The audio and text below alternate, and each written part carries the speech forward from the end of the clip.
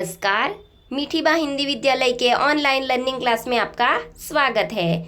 जो आप हमारे चैनल पे नए हो तो चैनल को सब्सक्राइब करिए और उसके बाजू में आए हुए बेल आइकन पर क्लिक करके ऑल नोटिफिकेशन पर अनलेबल कर दीजिए, जिससे हमारे चैनल पर आने वाले सभी वीडियो आप आसानी से देख सको। विद्यार्थी मित्रों, आज हम तीसरा पाठ है संस्कृत विषय में पहेली का यानी पहेलियाँ।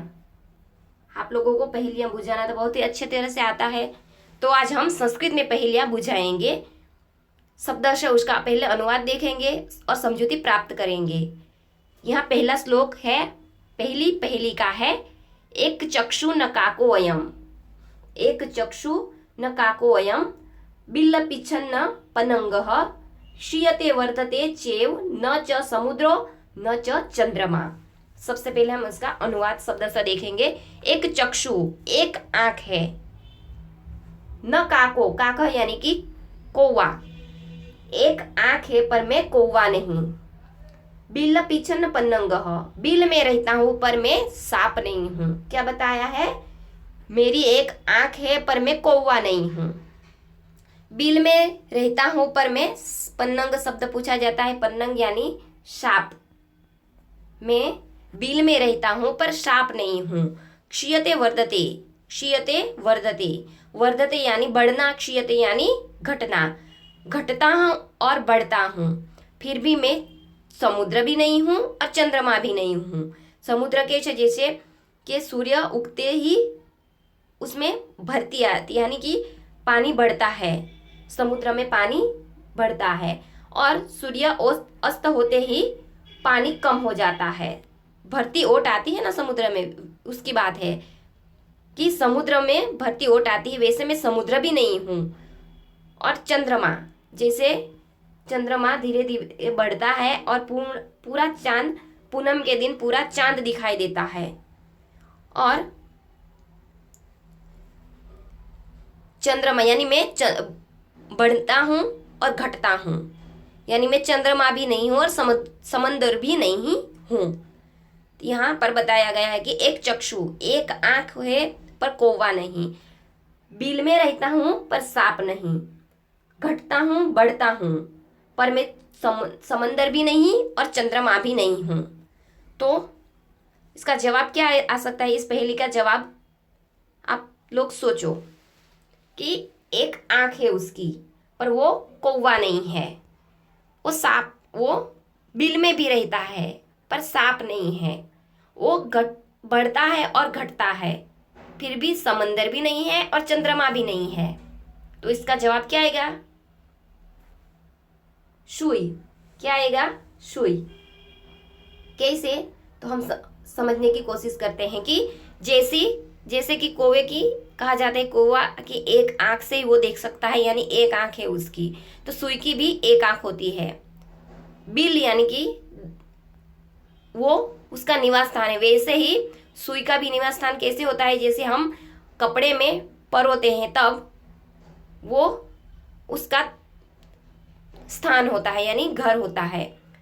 और बढ़ता और घटता कैसे? जैसे हम कपड़े सिलते हैं तब हम उसको जब सुई को अंदर रखते हैं, तब कपड़े में सिलते हैं, तब वो पहले घटता है बाद में बढ़ता है। वैसे यहाँ सुई जवाब आएगा, इस पहेली का जवाब आएगा सुई। आगे देखेंगे। चतुर्मुखो न च ब्रह्मा, रुषारूढ़ च न शंकर, निर्जीव च निराहारी, अजक्षम धान्य भक्षणम। क्या बताया है? चतुर्मुखो यानी चार मुख। चार मुख किसके होते हैं?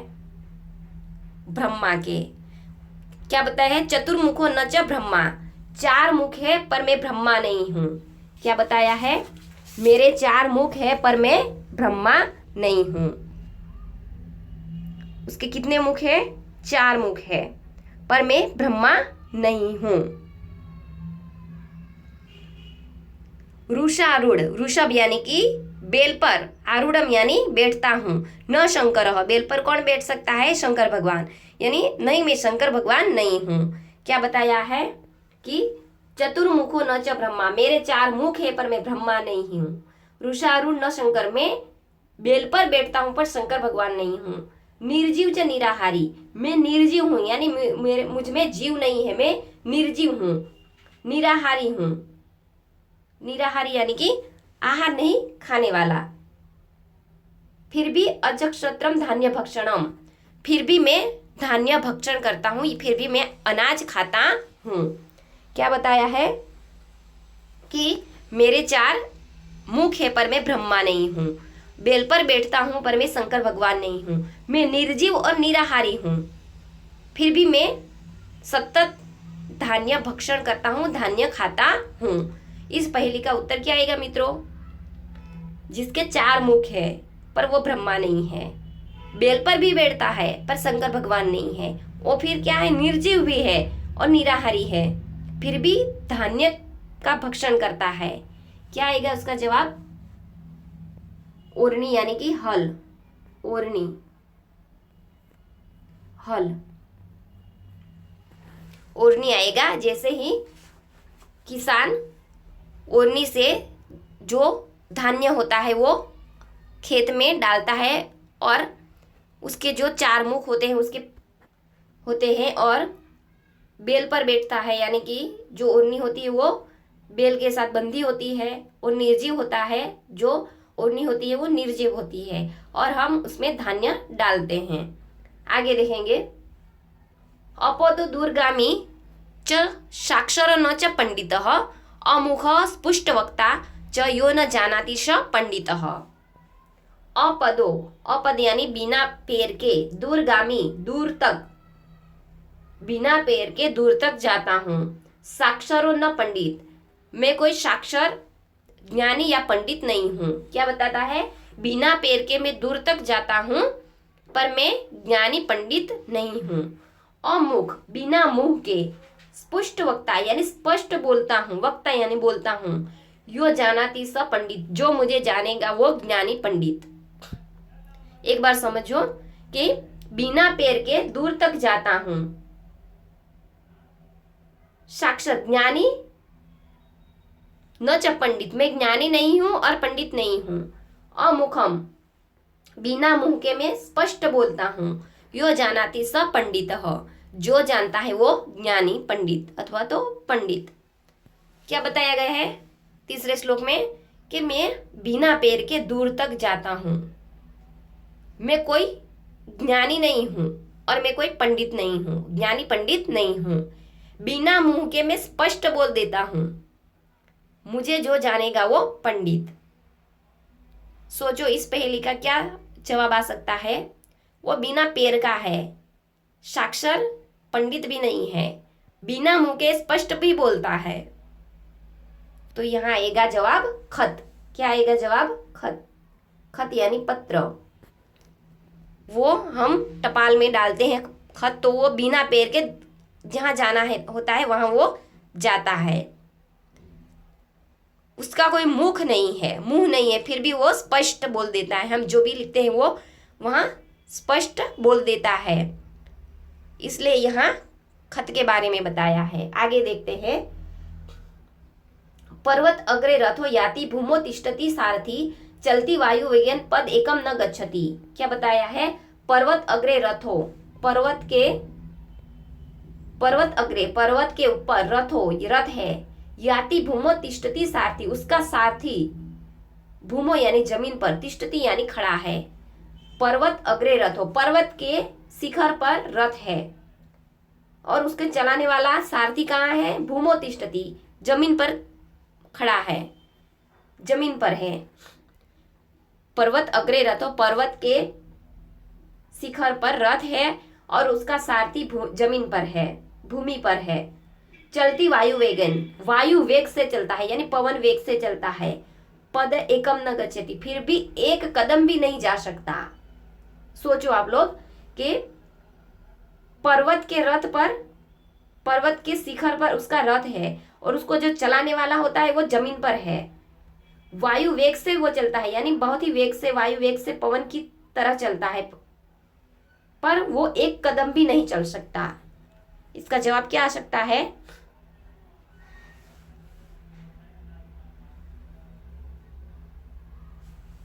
क्या जवाब आएगा? चक्रम, कुंभकारस्य चक्रम।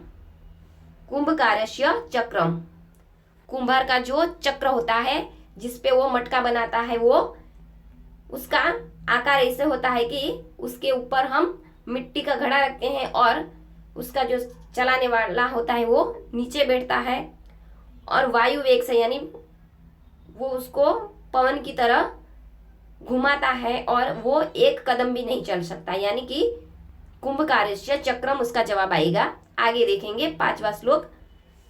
सुवर्णस्य सुवर्णस्य सुवर्णस्य जानकी प्रेषिता तव रामेण सुवर्णस्य च मुद्रिका।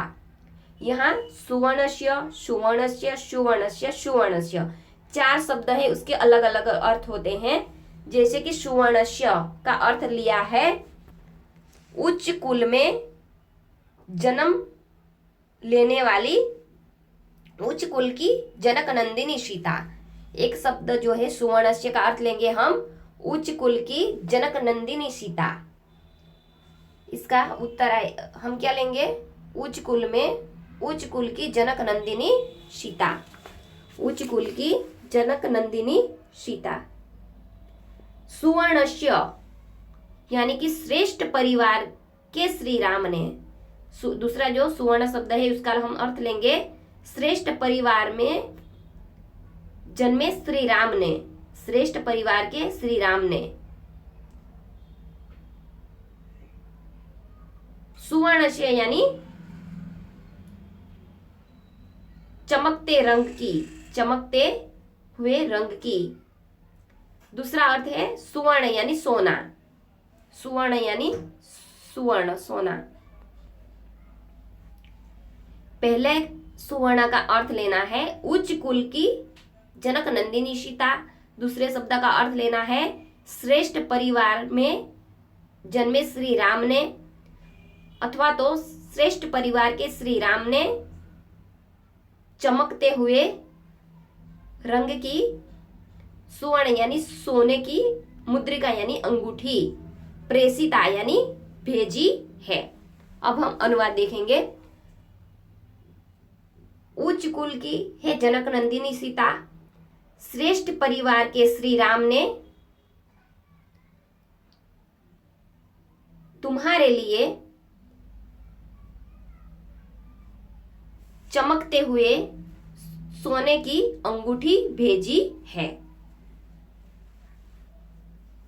तो ये जो 4 शब्द हैं सुवर्णस्य सुवर्णस्य सुवर्णस्य और सुवर्णस्य, ये चारों शब्द का अर्थ अलग अलग होता है। अब हम आगे देखेंगे।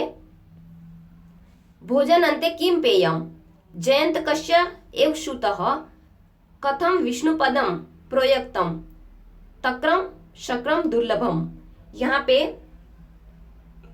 जवाब भी इस श्लोक का यहाँ पे ही दे दिया है, 6ठे श्लोक का। भोजन अन्ते किम पेयम, भोजन के बाद क्या पीना चाहिए। जयंत कस्य श्रुतः, श्रुत यानी बेटा, पुत्र, पुत्र है। जयंत किसका पुत्र है। कथम विष्णुपद प्रोयतम, विष्णुपद पाना कैसा है। और ये तक्रम सक्रम और दुर्लभम ये जवाब है। जैसे कि भोजन अन्ते च किम पेयम, भोजन के बाद क्या पीना चाहिए, तो तक्रम यानी छाछ। जयंत कस्य श्रुतः, जयंत किसका पुत्र है, तो शक्र से यानी शक्र का अर्थ होता है इंद्र का पुत्र है। जयंत कस्य श्रुत, जयंत शक्रस्य श्रुत यानी जयंत इंद्र का पुत्र है। कथम विष्णुपद प्रोयतम, विष्णुपद कैसा होता है, तो दुर्लभम, विष्णुपद पाना बहुत दुर्लभ होता है। तो छात्रों आप लोगों को इस तीसरी जो श्लोक है पहेली का, पहेलिया में आप लोगों को बहुत अच्छी तरह से समझ में आ गया होगा। शब्द से अनुवाद करवाया। अब हम स्वाध्याय देखते हैं।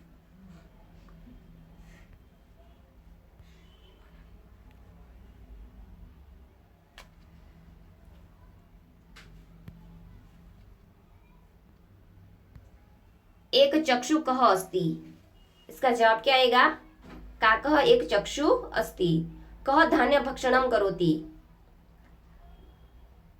ओर्णी धान्य भक्षणं करोति, सारथी कुत्र तिष्ठति, सारथी भूमौ तिष्ठति, रथः कुत्र याति, रथः पर्वताग्रे अस्ति, रामेण का प्रेषिता, रामेण स्वर्ण मुद्रिका प्रेषिता, जयंत कश्यप पुत्र। जयंत शक्रस्य पुत्र। आगे देखेंगे चतुर्मुख खाली जगह अस्ति ब्रह्मा विष्णु शंकर, तो क्या जवाब आएगा? ब्रह्मा। भोजन अंते पेयम खाली जगह, भोजन के बाद क्या पीना चाहिए? तो तक्रम। अपद शब्दस्य अर्थ पादरहित यानी बिना पैर के। रथ खालिया चलती वायु वेगेन। विष्णु पदम खाली जगह प्रोक्तम दुर्लभम। तो छात्र आप लोगों को इस पाठ जो श्लोक है तीसरे पाठ के श्लोक है उसमें बहुत अच्छी तरह से समझ में आ गया होगा। शब्द से अनुवाद और समझौती प्राप्त की, स्वाध्याय भी देखा। आगे की वीडियो में हम आगे के पाठ देखेंगे। तब तक आप लोगों ने जो इस चैनल को सब्सक्राइब नहीं किया है तो चैनल को सब्सक्राइब करिएगा। वीडियो को शेयर, लाइक और कमेंट करना मत भूलिएगा।